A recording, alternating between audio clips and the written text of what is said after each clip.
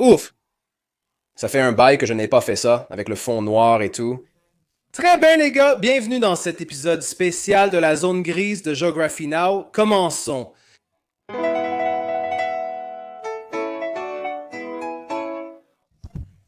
Salut tout le monde, je suis votre hôte Barbs et oh là là bon sang, qu'est-ce que je porte là?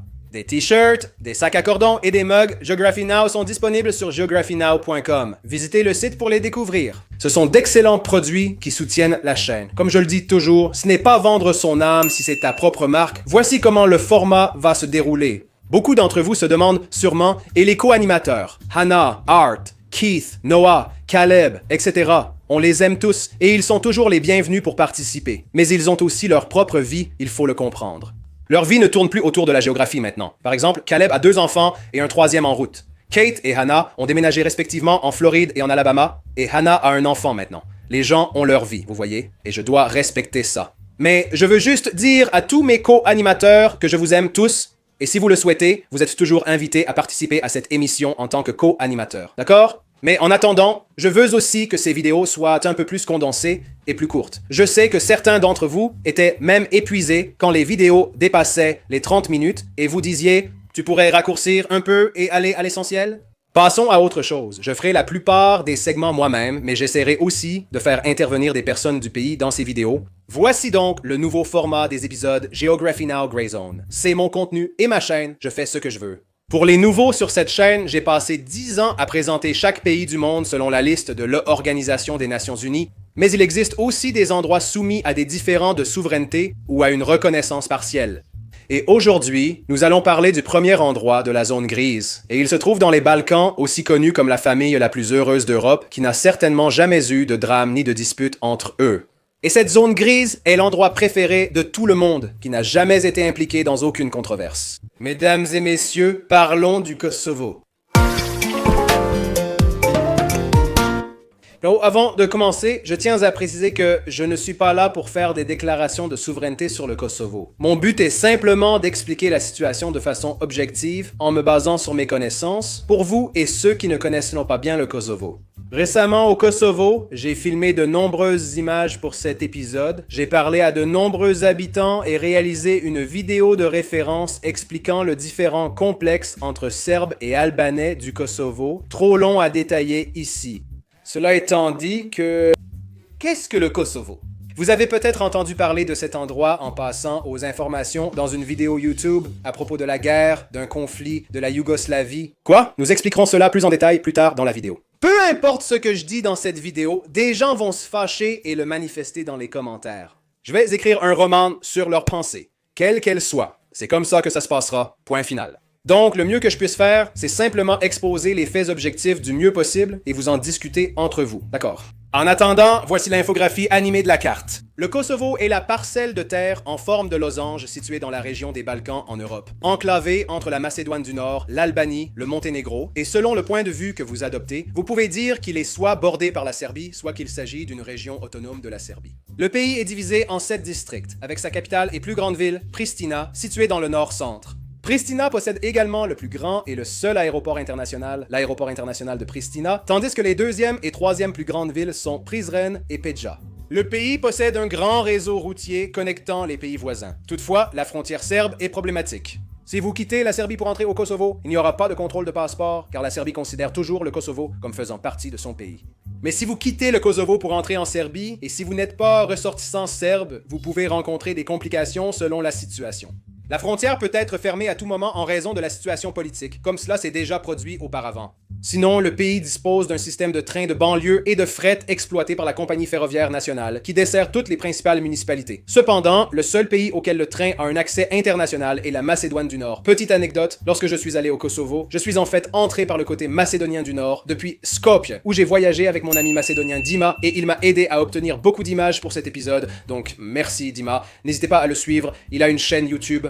Il est le premier et le seul Macédonien du Nord connu à créer du contenu exclusivement en anglais. Donc voilà, il fait beaucoup de commentaires sociaux. Je ne sais pas si c'est votre truc, mais suivez-le quand même. Bref, vous vous demandez sûrement pourquoi je parle tout le temps de la Serbie. La Serbie, la Serbie. Mais quel est le rapport de la Serbie avec tout ça?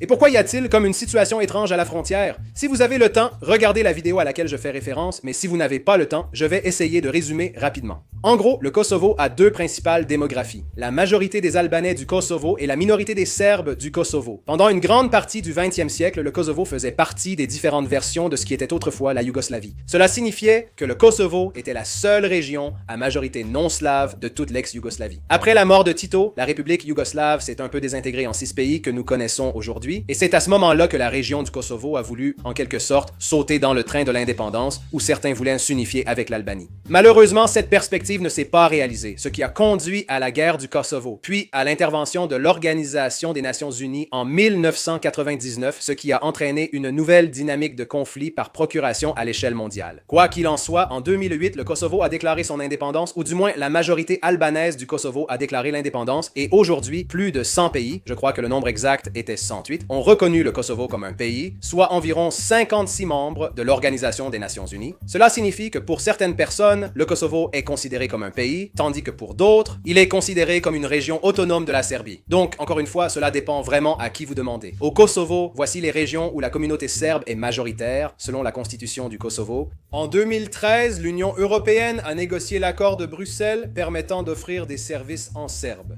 Cela a permis aux deux parties de fonctionner logistiquement ensemble sans que la Serbie ne reconnaisse officiellement le Kosovo. En fait, si vous allez par exemple à l'aéroport de Belgrade, ils ont même mis des panneaux sur les murs qui disent, en gros, « Regardez, nous allons collaborer avec les gens du Kosovo, mais nous ne les reconnaissons pas. » Des panneaux ont été installés dans l'aéroport pour vous informer. La mesure clé de l'accord était d'accorder aux minorités serbes l'intégration dans le système juridique du Kosovo, des droits et une autonomie partielle via l'association prévue des municipalités serbes. Cela incluait l'énergie, les télécoms, la justice, les politiques, les documents administratifs, les pièces d'identité, les plaques d'immatriculation, les titres de propriété, etc. Les Serbes vivant au Kosovo ont des avis variés sur la situation, mais la solution actuelle leur permet de résider légalement sur place, évitant ainsi confusion et chaos généralisé. En 2020, l'accord de Washington, négocié par les États-Unis, a été lancé pour normaliser les relations économiques entre les deux parties. L'accord comprenait des engagements pour des projets d'infrastructure, une coopération énergétique et l'initiative Mini-Schengen ou Open Balkans que le Kosovo n'a pas encore rejointe, craignant l'influence possible de la Serbie. Toute cette histoire d'Open Balkan, mec, c'est un autre sujet, mais genre, s'ils y adhéraient, alors la Serbie pourrait intervenir et dire plus de choses, mais si le Kosovo n'y adhère pas, ça complique un peu les choses. C'est une sorte de jeu d'échecs étrange. Beaucoup de projets n'ont pas encore été mis en œuvre et les gens se plaignent du temps que tout cela prend pour être réalisé. Mais au moins, sur le papier, tout a été signé, donc ça a l'air bien pour l'instant. En tout cas, formalité mise à part, le Kosovo regorge de sites incroyables à découvrir. Certains sont classés à l'Organisation des Nations Unies pour l'éducation, la science et la culture. Voici une liste de quelques-uns des meilleurs endroits à visiter si vous décidez d'y aller. Le monastère de Gračanica, classé à l'Organisation des Nations Unies pour l'éducation, la science et la culture, la mosquée du sultan Mehmet Fatih et la ville de Prizren, considérée comme la capitale culturelle du Kosovo, sont des sites importants. Le canyon de Rugova près de Peja est impressionnant. La station de ski de Brezovica, le monument Newborn de Pristina, le musée ethnologique, la bibliothèque nationale et le site archéologique d'Ulpiana sont vraiment sympas. J'ai pu y aller et prendre des images de drone. Une chose étrange que vous remarquerez là-bas, c'est qu'il y a des drapeaux américains partout. C'est dingue, ça se voit même sur les pubs, les immeubles et les enseignes. C'est comme l'Amérique, même leur pain a des drapeaux américains sur l'emballage, et c'est étrange, comme la disposition civile de toute la ville. C'est bizarre, on dirait qu'ils essaient d'imiter le style américain, tu sais, les centres commerciaux et les galeries marchandes ici avec les trottoirs là-bas. Et les immeubles de grande hauteur en verre, c'est étrange parce que tu remarques qu'ils viennent d'une sorte d'atmosphère brutaliste du bloc socialiste yougoslave. Et ils essaient vraiment fort de se débarrasser de cette esthétique avec des immeubles de grande hauteur en verre et en acier, et c'est tellement étrange de voir tout ça, mais je ne sais pas. J'ai trouvé ça plutôt intéressant quand j'y suis allé. Bon, sur ce, en dehors de l'aménagement urbain du Kosovo, tu remarqueras qu'il y a aussi un paysage physique très fascinant et intriguant. Parlons-en dans le prochain segment, d'accord? Le Kosovo, bien que petit, n'est pas à négliger. Il s'y passe beaucoup de choses dans ces collines et vallées escarpées, et en clignant trop vite des yeux, on pourrait rater quelque chose de vraiment intéressant. Mais d'abord, expliquons-le dans le graphique animé. Le Kosovo est composé à environ 2/3 de montagnes, avec les montagnes Char au sud et les montagnes Kaponik au nord. De plus, on trouve les montagnes Maudites à l'ouest et au sud-ouest. Les plaines de Drenica et du Kosovo, où se concentre l'agriculture, sont situées entre ces chaînes montagneuses. Évidemment, de ces montagnes prennent leur source les différentes rivières qui les traversent, comme la Drin Blanc et la Sitnica, la plus longue rivière qui coule entièrement au Kosovo. Sinon, le plus grand plan d'eau intérieur serait le lac Wimani, également connu sous le nom de lac Gazivoda, formé par le barrage du Wimani. Historiquement, le pays était réputé pour son 5e plus grand gisement mondial de lignite, jouant un rôle crucial dans leur économie. J'adore le paysage des Balkans avec ses magnifiques montagnes et collines vierges. Malgré les tensions, c'est magnifique. Dans les collines, on peut aussi parfois trouver des animaux sauvages. On peut parfois trouver ici des animaux typiques des Balkans, comme des sangliers, des cerfs, des cresserelles et des cigognes. Lors de ma conduite près de la frontière monténégrine, j'ai aperçu de nombreux adorables petits renards dans les montagnes. C'était vraiment agréable. Le nom Kosovo provient du serbe et signifie « champ de merle », car il y en a beaucoup dans la région. Pristina a même un sanctuaire pour les ours bruns sauvés, donc il y a aussi ça. Selon la Banque mondiale, le Kosovo est une économie à revenus intermédiaires, avec des fonctions suivant les principes d'un marché libre et d'un grand secteur privé. Cependant, le statut non reconnu, en particulier par de grandes économies comme la Russie et l'Inde, les empêche de rejoindre certaines organisations intergouvernementales. De plus, le Kosovo connaît un taux d'émigration notable, avec une baisse de la population ces 10 dernières années. À vous d'en tirer vos conclusions. Quoi qu'il en soit, passons à la suite, parlons de la nourriture. Étant un pays des Balkans, évidemment, vous allez retrouver beaucoup d'éléments balkaniques dans leur cuisine. Parmi les plats principaux à découvrir, il y a la flia, une sorte de crêpe en couche garnie de crème et de beurre. La pet, très similaire au börek, est simplement nommée différemment. Le tavikozi, qui est de l'agneau ou du veau rôti avec du riz et une sauce au yaourt et aux œufs.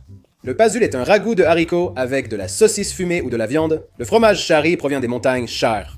Comme partout dans les Balkans, vous trouverez beaucoup de cevapi, appelés ici kebaba. La différence est qu'ils n'utilisent généralement pas de porc. Ils utilisent du bœuf et de l'agneau en raison de la majorité musulmane. Et bien sûr, il est toujours facile de trouver une bonne bouteille de rakia, boisson consommée dans tous les Balkans. Même les musulmans en boivent. On ne peut pas être balkanique sans rakia. C'est comme ça qu'ils font ici. Anecdote de mon expérience au Kosovo. Dans un restaurant, j'ai commandé une pizza et ils m'ont proposé de la mayonnaise avec.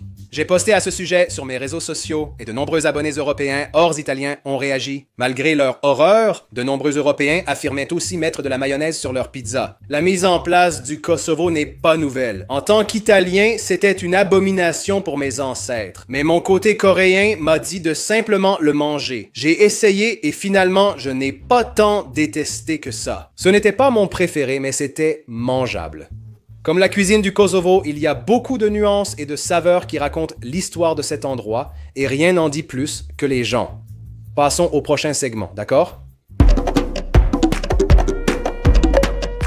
Au Kosovo, une personne est techniquement appelée un Kosovar, mais ce titre dépend de la personne à qui on s'adresse. De nombreux Serbes n'apprécient pas ce titre. Ils se disent simplement Serbes en Serbie. Mais cela dépend. Je m'avance un peu trop. Expliquons plutôt avec ce graphique démographique, d'accord? Pour commencer, le Kosovo compte environ 1 600 000 habitants et possède la population la plus jeune de toute l'Europe avec un âge moyen de 30 ans. 4 ans, devenir. Obtenir des données démographiques précises est compliqué car le recensement de 2011 a été boycotté par de nombreux Serbes ethniques et Roms, ce qui peut fausser les chiffres. Cependant, selon mes données compilées en prenant en compte les populations municipales dans les zones à majorité serbe et en faisant des estimations, le Kosovo est principalement habité par des Albanais ethniques représentant environ 90% de la population, tandis que les Serbes, le deuxième plus grand groupe, représentent probablement environ 8%.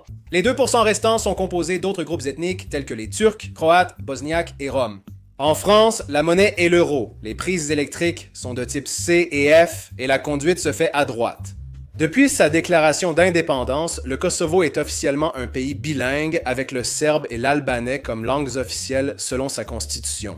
Cependant, bien que le pays soit officiellement bilingue, la plupart des gens parlent simplement la langue de leur communauté et l'anglais comme langue véhiculaire. Les Albanais n'apprennent pas le serbe et les Serbes n'apprennent pas l'albanais. Cependant, selon la Constitution, toutes les communautés ont le droit d'enseigner et d'utiliser leur langue ainsi que de bénéficier de services dans celle-ci. Ainsi, la communauté turque, les Bosniaques, les Kourani et d'autres sont autorisés à parler et enseigner leurs langues respectives. La majorité des Albanais du Kosovo sont musulmans, avec des niveaux de pratique variés. Certains se considèrent de musulmans culturellement plus que pratiquants. L'islam a été introduit principalement sous l'Empire ottoman. Une minorité d'Albanais sont aussi catholiques. Et bien sûr, pour les Serbes vivant au Kosovo, évidemment, presque tous sont orthodoxes serbes. Ah, c'est ici que l'histoire devient un peu compliquée. Quelle est exactement la véritable histoire derrière le Kosovo? Et je veux dire, aussi loin qu'on puisse remonter, Les premières sources écrites sur les habitants de cette région proviennent des géographes grecs anciens Strabon et Ptolémée. Ils ont écrit sur les Illyriens et les Dardaniens, un sous-groupe des Illyriens, mentionnés pour la première fois au 7e siècle avant Jésus-Christ. Cela soulève la question, qui étaient ces Illyriens? En réalité, nous ne savons pas grand-chose à leur sujet. Ils étaient mentionnés en passant dans de nombreux documents historiques grecs, mais leur culture et leur langue n'ont pas vraiment été développées. En gros, c'était un ancien groupe proto-balkanique indo-européen. Ce que nous savons, c'est qu'ils étaient organisés autour d'une confédération lâche de groupes tribaux. Ils étaient connus pour des pratiques comme l'enterrement de leurs élites dans ces grands tumulus et arboraient des motifs géométriques distinctifs ainsi que des symboles sur leurs bijoux et leurs armures. Les seules références que nous ayons à l'ancienne langue illyrienne sont juste quelques petits mots mentionnés dans des manuscrits ainsi que des noms de lieux dans les régions où ils vivaient. Il est donc difficile de comprendre précisément qui ils étaient. Cependant, les Albanais affirment descendre des Illyriens et les Albanais du Kosovo prétendent descendre du sous-groupe dardanien des Illyriens. Au fil du temps, les régions où vivaient les Illyriens et les Dardaniens ont été conquises et soumises à divers autres groupes de peuples, empires et royaumes. Vers le 6e siècle après Jésus-Christ, la migration slave a commencé à se diriger vers le sud et à pénétrer dans les Balkans. Par la suite, ils se sont divisés en nouveaux groupes tels que les Croates, les Slovènes et les Serbes, donnant ainsi naissance aux Slaves du Sud. Après la chute de l'Empire ottoman, l'Albanie a obtenu son indépendance. Cependant, les régions aujourd'hui considérées comme le Kosovo sont passées sous différentes formes de ce qui allait devenir la Yougoslavie. Les Albanais du Kosovo ont donc reçu une éducation plutôt différente de celle de leurs cousins d'Albanie. Par exemple, les Albanais du Kosovo ont évidemment grandi dans une structure fortement yougoslave à l'époque yougoslave. Ils devaient apprendre le serbe. Ils devaient apprendre les valeurs yougoslaves. Ils devaient vivre davantage dans une société à base agraire, dans les montagnes des Balkans. Alors que les Albanais d'Albanie avaient un peu plus d'influence méditerranéenne, surtout parce qu'ils avaient de grands ports commerciaux sur la côte adriatique, la côte albanaise avait historiquement de nombreux liens avec la République de Venise. Vous savez, beaucoup d'idéologies d'origine italienne ont en quelque sorte imprégné les régions côtières albanaises. Néanmoins, il n'y a pas que les Albanais et les Serbes. Il y a aussi d'autres petits groupes minoritaires comme les Turcs, les Roms, les Gorani. Les Gorani, une communauté unique, vivent dans les montagnes du sud de Gora, au Kosovo. Ils sont réputés pour leurs coutumes et traditions uniques, notamment la cérémonie de la mariée peinte. Lors des mariages, la mariée porte une robe très élaborée et son visage est orné de motifs géométriques complexes et colorés, ainsi que de bijoux et pierres précieuses. Mon amie Eva Zubek a réalisé un documentaire impressionnant où elle a suivi le processus pour devenir une mariée Gorani le temps d'une journée. Allez voir ça. En tout cas, le Kosovo a aussi remporté quelques distinctions en athlétisme. Ils ont été officiellement reconnus par le Comité olympique, l'Union des associations européennes de football et la Fédération internationale de football association en 2014. Cette même année, ils ont joué leur premier match officiel Fédération internationale de football association contre Haïti. Ça s'est terminé par un match nul. Mais s'il y a un sport dans lequel le Kosovo excelle vraiment, c'est le judo, qu'ils aiment beaucoup pour une raison ou une autre. À tel point qu'en 2016, lors de leurs tout premiers Jeux olympiques, ils ont remporté non seulement leur première médaille, mais aussi leur première médaille d'or, et c'était en judo. 4 ans plus tard, aux Jeux olympiques de Tokyo, ils ont obtenu 2 médailles de plus. Peut-être que ce sont juste leurs femmes qui aiment le judo. Jusqu'à présent, toutes les médailles ont été remportées par des femmes. Côté musique, il y a aussi beaucoup d'activités. Cependant, je vais donner la parole à l'un de nos spécialistes de la géographie du Kosovo. Les gars, dites bonjour à Olon. Salut, je suis Olon et je vais vous parler rapidement de la musique kosovare.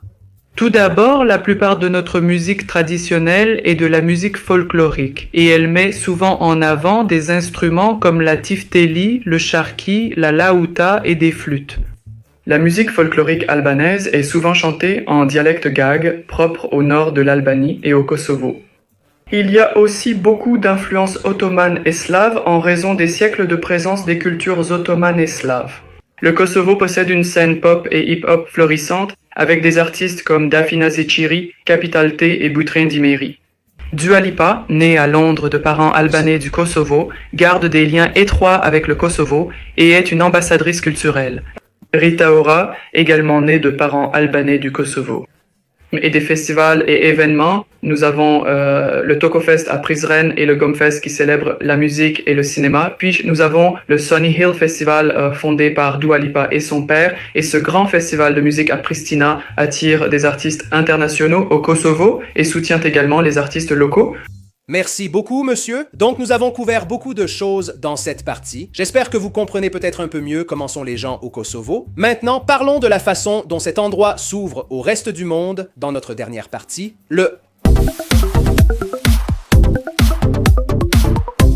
L'histoire du Kosovo devient plus complexe ici, car en tant qu'État partiellement reconnu, la diplomatie est probablement le domaine le plus crucial sur lequel ils peuvent se concentrer pour assurer la continuité de leurs revendications de souveraineté. Les entités ayant actuellement les liens les plus étroits avec le Kosovo.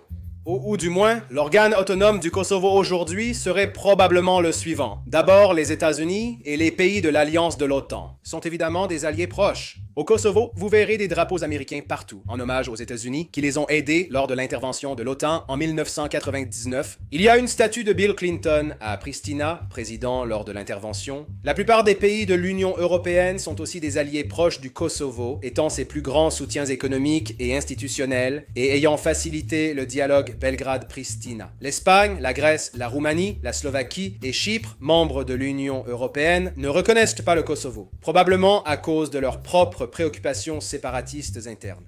La Turquie a toujours soutenu le Kosovo, représentant une époque qui a maintenu des liens culturels et religieux avec l'héritage ottoman. Aujourd'hui, elle soutient le développement militaire et infrastructurel du pays. Les pays yougoslaves non membres de l'Union européenne comme la Bosnie-Herzégovine, le Monténégro et la Macédoine du Nord s'entendent également relativement bien avec eux en tant qu'anciens États yougoslaves. Le Kosovo et l'Albanie partagent une histoire, une culture et d'importantes communautés albanaises. Mais la nation qui s'entend probablement le mieux avec eux serait sans doute l'Albanie, car la plupart des habitants du Kosovo sont d'origine albanaise et se considèrent comme un seul peuple. Le Kosovo a été davantage influencé par la Yougoslavie.